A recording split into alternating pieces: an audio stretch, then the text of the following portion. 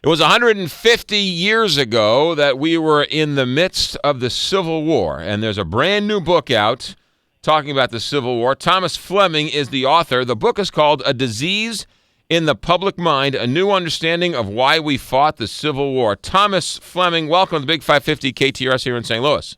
Well, I'm delighted to be with you. It's a subject that has absorbed me for 5 years or so, and I'm eager to talk about it. Well, I'll make the notion that we never really understood the first reason why we fought the Civil War. So now we have a new understanding. Tell us. That's what I'm really trying to say.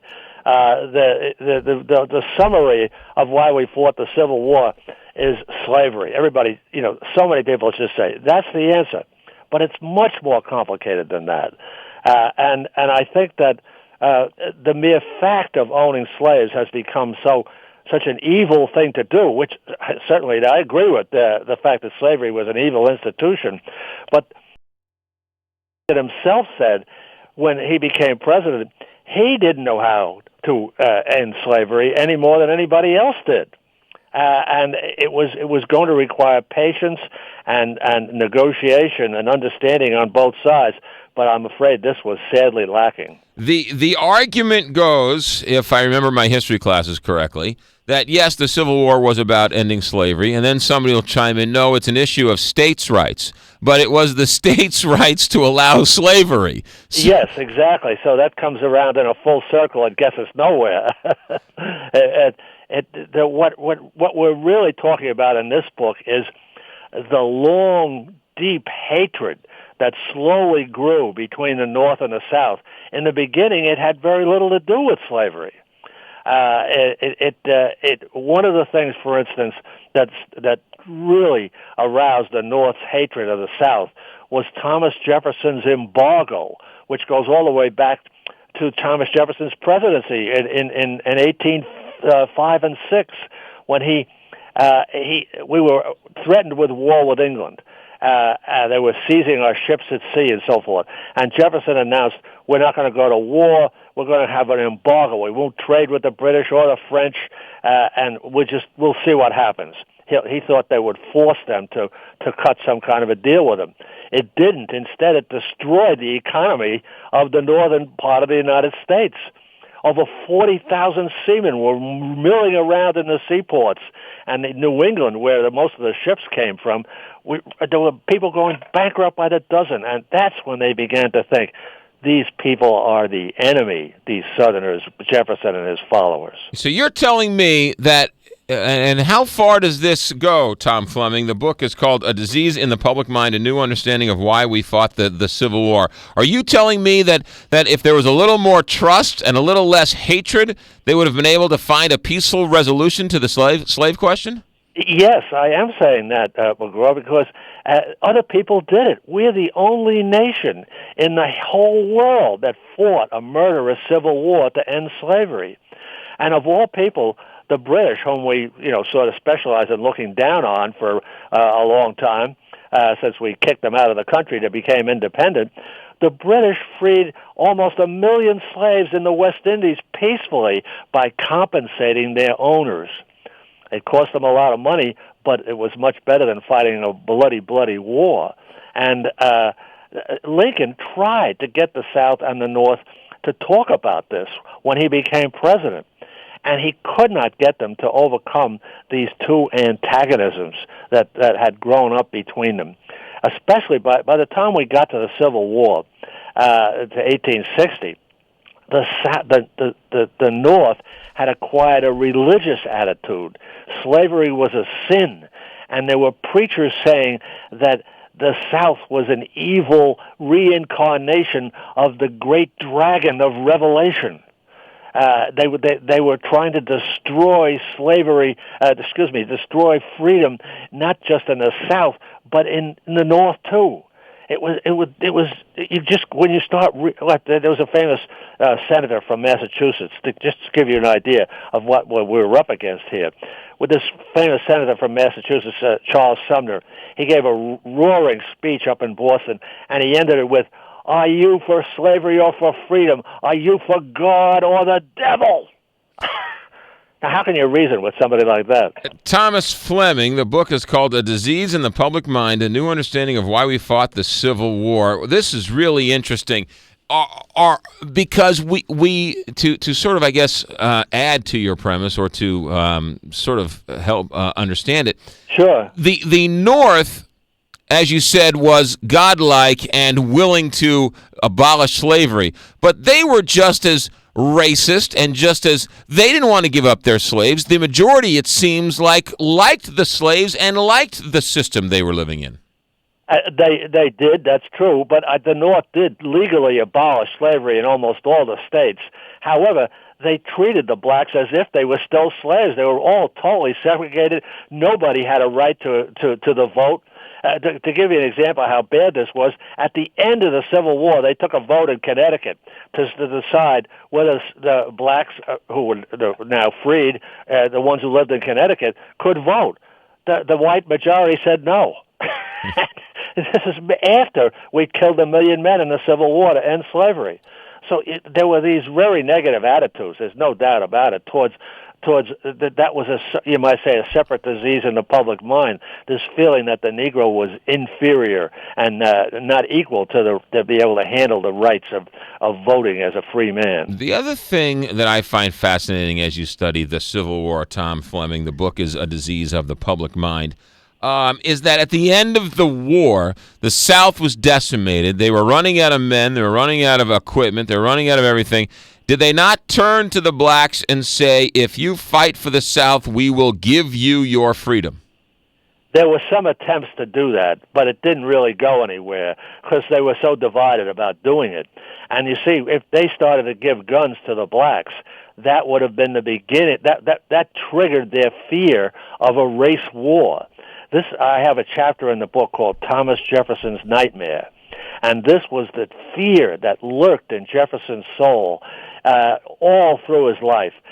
He wrote the Declaration of Independence, but he could not escape this feeling he had that blacks had so much resentment over slavery that if they were freed, they were going to massacre people. And when he participated in a way, partially, in encouraging the French to invade Haiti to restore French rule, and the thing ended in a disaster with the French army collapsing from yellow fever, and the black general in charge in Haiti killed every white man, woman, and child on the island. And that triggered a huge fear of a race war in the South's public mind. And this was the big barrier. But the amazing thing is that Lincoln saw that this could be overcome. He never shared this fear that there was going to be a race war if you put guns in the hands of black men. And the reason why, McGraw, is fascinating. He knew that George Washington had done this while he was the general in command of the Army during the War for Independence. Although people said he shouldn't do it, Washington accepted free black men in his army, and by the end of the Revolutionary War, 1 in every 7 men in the ranks of the Continental Army was black.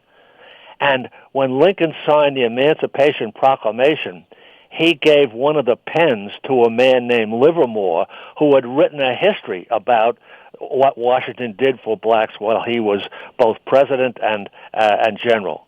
And that's how much Lincoln learned from reading this book and finding out what Washington did. A Disease in the Public Mind, A New Understanding of Why We Fought the Civil War. Thomas Fleming, our guest. Okay, Thomas Fleming, let me take the other side of this for you. Sure. The South, you're going to tell me, so despised the North that they would send hundreds of thousands of young men to their death just because they didn't like the North. I don't think that's quite says it, McGraw, if I may say so. Yeah, okay. There was hatred there, but the hatred was rooted in this fear, and it was triggered. The ultimate explosion was triggered by a man whom I'm sure you're very familiar with named John Brown. When he raided Harper's Ferry arsenal with 100,000 rifles, his desire was to seize these rifles and arm the slaves.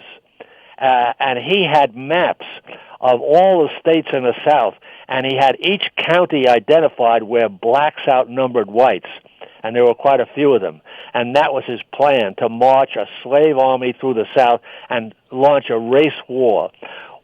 Brown was an absolute total abolitionist fanatic. He believed that without the emission of blood, there was no forgiveness for sin.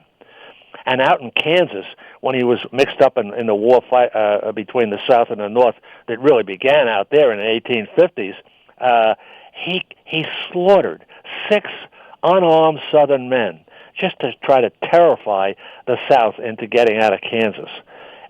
He was a very, very dangerous man, and he showed that to the South, this meant that these people want to come down here and do this to us and to our wives and children. And the phrase, this is the fascinating thing to me, McGraw, that the phrase they used is, they want to inflict another Santo Domingo on us. They were talking about Haiti and that terrible disaster there. So you're saying that was still in the minds of the South vividly when the war began. And so the South's wasn't necessarily defending slavery; they were defending, quote unquote, their way of life. They were defending their way of life. They were defending their wives and children. I have the statement that General Beauregard made just before the Battle of Bull Run, and he calls on all Southern men to join in this war, to defend your wives and children from monsters, He goes on. And as I say in the book, here was Thomas Jefferson's nightmare converted into a Confederate war cry. You mentioned that Thomas Jefferson, President Lincoln, floated the idea of compensating the slave owners for their slaves to release them to become free?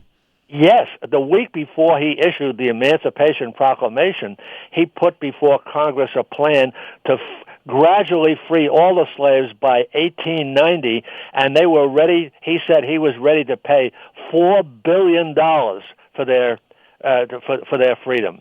And this was about what the slaves were worth. Something that we don't recognize, McGraw, as is the South was by far the richest part of the country. The abolitionists constantly propagandized that the slavery had destroyed the South and made the land poor and so forth. This was absolute nonsense. 6 out of the 10 richest states in the country in 1860 were in the South. But the amount of, I say this because the amount of money seems staggering, but this was a realistic view that Lincoln said, look, if we keep fighting this war, it's going to cost $40 billion. Let's find a peaceful solution. But the South could not tolerate it. You can't believe the things they said about Lincoln when he issued the Emancipation Proclamation. So hold on a second. Back up a second. See, the fiend. They accused him of wanting to slaughter their wives and children. And Lincoln was aware when he signed this that he was risking his life. The disease... And it's a tragic fact that it did indeed cost him his life. Thomas Fleming, our guest. The book is A Disease in the Public Mind, A New Understanding of Why We Fought the Civil War. Who nixed the idea of giving $4 billion to the South? Was it the South? Was it the North? They didn't have the money? The situation never got to that, McGraw. The South absolutely refused to even consider Lincoln's offer. That's all there was to it. Gotcha. But here's the other side of it. The abolitionists, the ones who were saying that it was God or the devil, the ones who denounced the South as a totally evil, they used to say the South is a great Sodom, as in Sodom and Gomorrah. And though they denounced Lincoln when he offered this amount of money, they compared him to an idiotic turtle with no brain at all. One man said it was their rage and their insistence that they'd never vote for this. That had a lot to do with basically destroying Lincoln's hope. This was his last hope for a peaceful solution. Sounds like it's a must-read, A Disease in the Public Mind. Tom, before we let you go, Tom Fleming, the author of the new book, A Disease in the Public Mind, Last summer, we were lucky enough to MC an event where we dedicated the Dred and Harriet Scott statue outside of the old courthouse here in St. Louis. How do you look at the Dred Scott case in this new prism of a new understanding of why we fought the Civil War? Look at what, McGraw? I'm not quite... Talk about Dred Scott for a moment and your thoughts as you wrote this book. Of course. Yeah. Well, Dred Scott was an attempt by the man who was the head of the Civil War, head of the Supreme Court, Roger Taney, to try to find a peaceful solution, but he found it, I fear, by denigrating the black man and saying he had no rights and he couldn't sue in court and so forth. It was a noble but utterly ridiculous and feeble attempt to use the Supreme Court's power to find a peaceful solution. The best thing you can say about Taney is that he didn't own slaves; he'd freed his own slaves.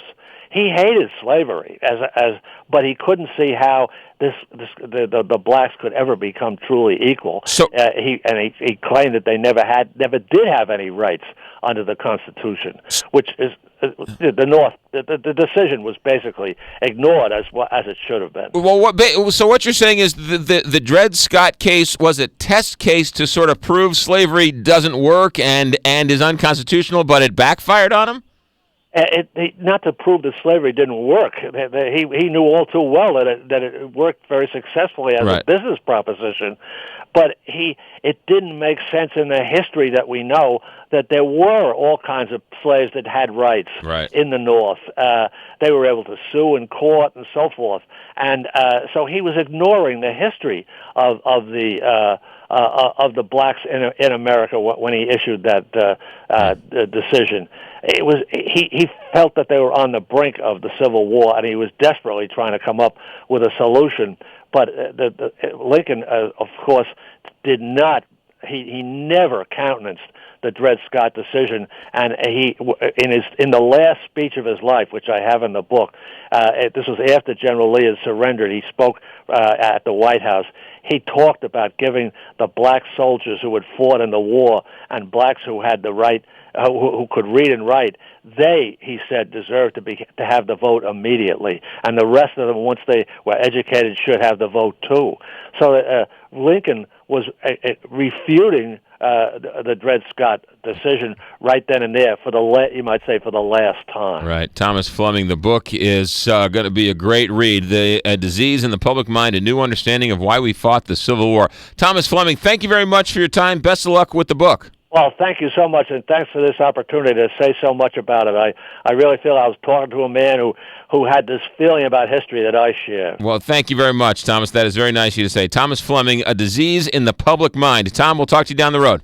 Okay, thank you. Bye-bye now. Bye-bye. Back in a moment on the Big 550 KTRS.